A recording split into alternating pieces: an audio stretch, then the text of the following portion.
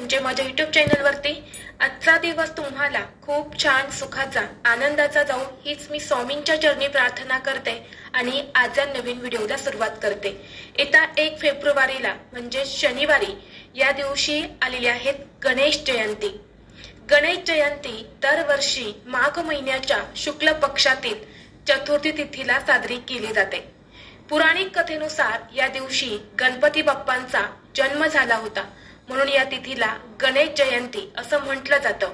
त्याचबरोबर ही गणेश जयंती माघ महिन्यामध्ये येते, म्हणून या जयंतीला माघी गणेश जयंती असे सुद्धा म्हटले जाते। या वर्षी गणेश जयंतीला रवी योग तयार होत असून रात्री भद्र आणि दिवसभर पंचक पाळण्यात येणार आहे। आपण दर चतुर्थीला दिवसभर गणपती बाप्पांचं व्रत करून संध्याकाळी चंद्राची पूजा करत असतो आणि यानंतर व्रत हे सोडत असतो।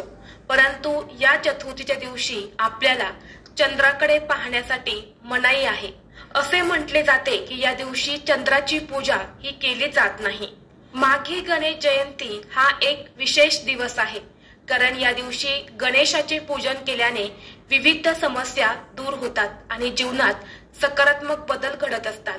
माघ महिन्याच्या शुक्ल पक्षातील चतुर्थीला गणपती बाप्पांची पूजा केल्याने बरेच शारीरिक आणि मानसिक फायदे होत असतात। यामुळे आपल्याला दैनंदिन जीवनातील समस्यांचा सामना करण्याची ऊर्जा आणि शक्ती मिळत असते। तसेच गणपती बाप्पा हे विद्येचे, ज्ञानाचे देवता देखील मानले जाते। तसेच गणपती बाप्पा हे विघ्नहर्ता देखील आहेत। जो व्यक्ती गणपती बाप्पांची मनोभावे पूजा करतो त्याच्यावरती गणपती बाप्पांचा आशीर्वाद हा कायम राहतो। गणपती बाप्पा हे सर्व देवतांपेक्षा अतिशय हुशार देवता आहेत। त्यामुळे चतुर्थीचं व्रत जे आहे तर ते खास करून मुलांसाठी केलं जातं। त्याचबरोबर या दिवशी मुलांसाठी काही प्रभावी उपाय आणि सेवा सुद्धा केल्या जातात। आज या व्हिडिओमध्ये मी तुम्हाला मुलांसाठी एक अत्यंत प्रभावी असा उपाय सांगणार आहे। या दिवशी तुम्ही उपवास नाही केला तरीही चालेल, पण प्रत्येक आईने मुलांसाठी गणपतीला ही एक वस्तू अर्पण करायची आहे। ही वस्तू अर्पण केल्याने मुलांचे सर्व दोष, संकट, विघ्न, अडचणी नष्ट होतील। अभ्यासात, नोकरीत, व्यवसायात मुलांची भरभरून प्रगती होईल। मुलांना प्रत्येक क्षेत्रामध्ये यश मिळेल। तर अशी कोणती वस्तू गणपती बाप्पांना अर्पण करायची आहेत, कोणत्या वेळेत करायची आहेत याबद्दलची संपूर्ण माहिती आज या व्हिडिओमध्ये मी तुमच्यासोबत शेअर करणार आहे।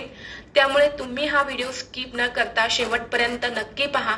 चॅनलवरती नवीन असाल तर सबस्क्राईब करा आणि असेच माहितीपूर्व नवनवीन व्हिडिओ पाहण्यासाठी बेल आयकॉनला प्रेस करा। तर पहा, या माघी गणेश जयंतीच्या दिवशी आपल्याला सर्वांना व्रत करायचं आहे। अगदी लहान मुलांपासून ते मोठ्यांपर्यंत सर्वांनी या दिवशी व्रत अवश्य करावं। या व्रताचे आपल्याला खूप जास्त फायदे होत असतात, कारण या दिवशी गणपती बाप्पांचा जन्म झाला होता।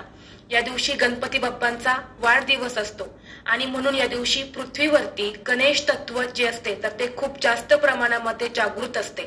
त्यामुळे या काळात केलेली पूजा, व्रत, उपाय हे खूप प्रभावी ठरत असतात। तसेच आज या व्हिडिओमध्ये मुलांसाठी जो उपाय सांगणार आहे तर हा उपाय प्रत्येक आईने आपल्या मुलांसाठी करायचा आहे। अगदी लहानातल्या लहान मुलांपासून ते मोठ्या मुलांपर्यंत तुम्ही हा उपाय करू शकता। मुलं आणि मुली या दोघांसाठी तुम्हाला हा उपाय करता येणार आहे। जो उपाय मी तुम्हाला सांगणार आहे तर हा 100% खात्रीशीर उपाय आहे।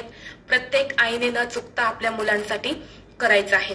तर पहा, प्रत्येक आई वडिलांना आपल्या मुलांच्या उज्ज्वल भविष्याची काळजी असते।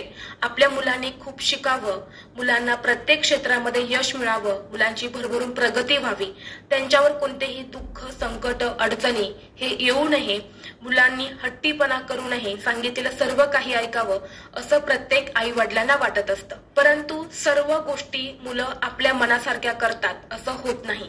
जे घरामध्ये लहान मुलं असतात तर ती सतत किरकिर करतात, चिडचिड करतात किंवा एखाद्या गोष्टीवरून सतत हट्टीपणा करत असतात, किंवा मुलं सतत आजारी पडत असेल, किंवा जी मोठी मुलं आहेत शाळेत जातात त्यांना अभ्यास करावासा वाटत नाही, त्यांचं अभ्यास करण्याचं मन होत नसेल, तसेच मुलं जो काही अभ्यास करतात ते मुलांच्या लक्षात राहत नसेल। बऱ्याच वेळा असं होतं की मुलं भरपूर अभ्यास करतात, भरपूर प्रयत्न करतात, परंतु त्यांना काही आठवत नाही। परीक्षेला बसल्यानंतर त्यांच्या काहीही लक्षात राहत नाही आणि म्हणून मुलांना मनासारखे यश मिळत नाही।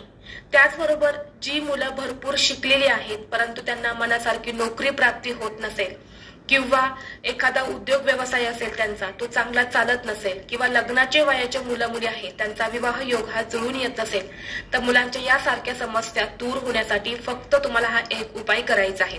आता उपाय करण्यापूर्वी तुम्हाला दिवशी सकाळी लवकर उठायचं आहे, स्वच्छ स्नान करून आपल्या देवघरातील देवांची पूजा करायची आहे। गणपती बाप्पांच्या मूर्तीवरती तुम्हाला शुद्ध पाण्याने अभिषेक करायचा आहे किंवा तुम्ही पंचामृताने केला तरी सुद्धा चालेल। शुद्ध पाण्याने किंवा पंचामृताने अभिषेक करत असताना गणपती अथर्वशीर्षमचं पठण करायचं आहे किंवा ओम गण गणपते नमः या मंत्राचा जप करायचा आहे। अभिषेक केलेलं जे पाणी असणार आहे तर हे 2 थेंब का होईना मुलांना तीर्थ म्हणून अवश्य पाजा। यामध्ये खूप जास्त प्रमाणामध्ये सकारात्मकता असते आणि गणपती बाप्पा हे बुद्धीचे देवता आहेत। जेव्हा आपण हे तीर्थ मुलांना देत असतो तेव्हा मुलांची बुद्धी जी आहे तर ती वाढत असते, एकाग्रता वाढत असते। म्हणून 2 थेंब का होईना मुलांना अवश्य पाजायचं आहे। उरलेलं पाणी जे आहे तर ते पिण्याच्या माठामध्ये टाका। पंचामृताने अभिषेक केला असेल तर थोडं पंचामृत घरात सर्वांनी थोडं थोडं प्यायचं आहे। बाकीचं तुम्ही तुळस सोडून कोणत्याही झाडाला घालू शकता। यानंतर ना गणपती बाप्पांना दुर्वा फुले, जास्वंदाची फुले, त्याचबरोबर पांढरे तीळ, गुळ खोबऱ्याचा नैवेद्य, दुर्वा या सर्व काही अर्पण करायचं आहे आणि यानंतर तुम्हाला हा जो उपाय आहे तर हा करायचा आहे। आता हा उपाय तुम्ही सकाळपासून ते संध्याकाळपर्यंत जेव्हा केव्हा तुम्हाला वेळ भेटेल त्या वेळेमध्ये तुम्ही हा उपाय करू शकता। घरच्या घरीच आपल्याला हा उपाय करायचा आहे। उपाय करण्याच्या अगोदर सर्वप्रथम देवघरामध्ये दिवा लावून घ्यायचा, धूप दीप अगरबत्ती लावायची। ज्या मुलांसाठी आपण उपाय करणार आहेत त्या मुलांना आपल्या समोर बसवायचं आहे, आसन घ्यायचं आहे, आसनावरती बसायचं आहे आणि उपाय करण्यासाठी तुम्हाला 2 लवंगा घ्यायच्या आहेत। ज्याला फुलं असतात अशा 2 अखंड लवंगा ज्या आहेत तर त्या तुम्हाला घ्यायच्या आहेत आणि या 2 लवंगा आपल्या मुलांच्या हातामध्ये द्यायच्या आहेत। यानंतर ना तुम्ही 3 वेळा गणपती अथर्वशीर्षमचं पठण करायचं आहे आणि शेवटी एकदा फलश्रुती तुम्हाला म्हणायची आहे। प्रत्येक वेळी तुम्हाला फलश्रुती म्हणण्याची गरज नाही। 3 वेळा गणपती अथर्वशीर्षम म्हणायचं आणि शेवटी एकदा फलश्रुती म्हणायची आहे। यानंतर ना ओम गण गणपते नमः या मंत्राचा 108 वेळा जप करायचा आणि या 2 लवंगा ज्या आहेत तर त्या मुलांच्या हातून गणपती बाप्पांना अर्पण करायच्या आहेत। यानंतर दोन्ही हात जोडून तुम्हाला गणपती बाप्पांना प्रार्थना करायची आहेत। तुमच्या मुलांच्या ज्या काही अडचणी आहेत तर त्या दूर होण्यासाठी, मुलांच्या ज्या काही इच्छा आहेत तर त्या पूर्ण होण्यासाठी, मुलांवरचे सर्व संकट अडचणी दूर होण्यासाठी मनोभावे प्रार्थना करायच्या आहेत। यानंतर 2 ते 3 तासाने त्या लवंगा गणपती बाप्पांसमोर उचलायच्या आणि तुमच्या मुलांना तुम्हाला खायला द्यायच्या आहेत। आता जर मोठी मुलं असेल तर हे अथर्वशीर्षम ही सेवा तुम्ही स्वतः मुलांकडनं करून घ्या, परंतु मुलं लहान असेल तर आई वडील आजी आजोबा कुणीही मुलांसाठी हा उपाय करू शकता। आता जर तुमची मुलं लहान असेल तर या लवंगा खाणार नाहीत कारण लवंगा थोड्याशा तिखट असतात। मग काय करायचं, एखादा गोड पदार्थ बनवायचा आणि त्यामध्ये त्या लवंगा तुम्हाला अगदी बारीक पावडर करून घालायच्या आहेत आणि तो पदार्थ मुलांना खाऊ घालायचा आहे। जर मोठी मुलं असेल तर त्या लवंगा ज्या आहेत तर त्या मुलं खाऊन घेतील। तर अशा पद्धतीने हा उपाय तुम्हाला मुलांसाठी करायचा आहे। प्रत्येक आई वडिलांनी आपल्या मुलांसाठी हा 2 लवंगांचा उपाय नक्की करा। खूप प्रभावी उपाय आहेत। हा उपाय केल्याने 100% तुमच्या मुलांमध्ये तुम्हाला सकारात्मक बदल जे आहेत तर ते घडून येताना दिसतील। जर तुमच्या घरामध्ये सुतक असेल तर हा उपाय तुम्ही करू नका। मासिक धर्म असेल तर ती व्यक्ती सोडून इतर व्यक्तीने हा उपाय करावा। व्हिडिओ तुम्हाला आवडला तर लाईक करा, चॅनेलवरती नवीन असाल तर सबस्क्राईब करा।